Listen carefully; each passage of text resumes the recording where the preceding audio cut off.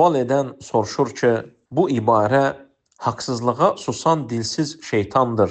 Burada haqq deyildiyi zaman, haqsızlıq deyildiyi zaman insanın özünə qarşı edilən haqsızlıqdanmı söhbət gedir, yoxsa ümumilikdə hər hansısa bir kəsə qarşı edilən haqsızlıqdanmı gedir? Bu ibarənin özünə gəldikdə, bu ibarə ilk öncə bilməmiz lazım olan məsələ budur ki, haqdan susan, həqiqəti susan, dilsiz şeytandır ifadəsi bu hədis deyildir.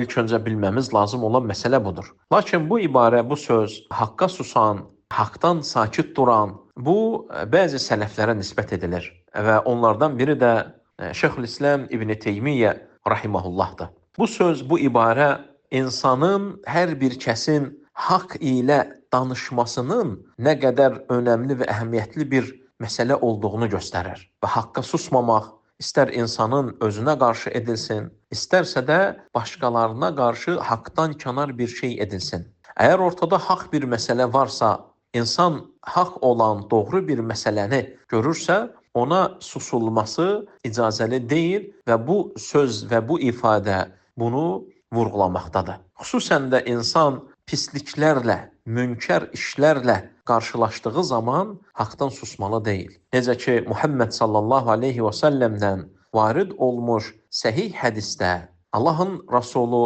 buyurur ki, sizdən kim bir münkər görərsə, onu əli ilə yox etsin. Sonra isə qardaşlarım burada ikinci bir hissəni qoyur. Çünki insan hər bir zaman münkəri, haqsızlığı əli ilə dəyişdirmək gücündə və qüdrətində deyildir. Sonra isə Allah Rasulü ikinci mərtəbə və ikinci etapı bizə göstərərək deyir ki, əgər bacarmazsa, yəni gördüyü münkəri, haqsızlığı əli ilə aradan qaldıra bilməzsə, o zaman dili ilə bu haqsızlığı aradan qaldırsın, bu münkəri itirsin. Sonra isə üçüncü bir yolu da Allah Rasulü bizim üçün qoyur və deyir ki, əgər dili ilə də inkar edib onu aradan qaldırmağı bacarmazsa, o zaman qəlbi ilə inkar etsin. Qəlbi ilə həmin pisliyi inkar etsin və bu da imanın ən zəifidir. Hədisi İmam Müslim rahimehullah rivayet etmişdir. Bu hədis dəlildir ki, münkərin inkar edilməsi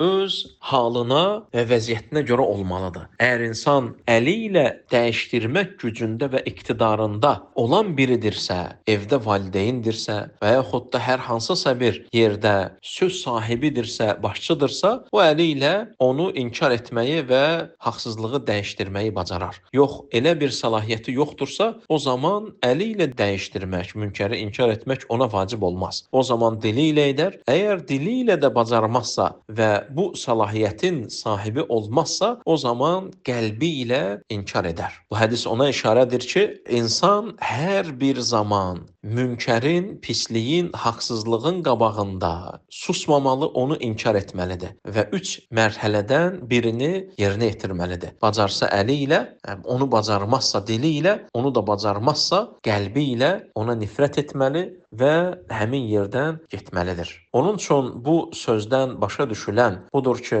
insan pisliklərin qarşısında susmamalı, bacardığı halda onlara qarşı gəlib, onları inkar etməlidir. Kim haqsızlığı aradan qaldırmağı bacararsa, lakin susarsa, burada haqqı görüb, haqqı bilib, ona yanaşmayan şeytana bənzədilmiş bir halı vardır.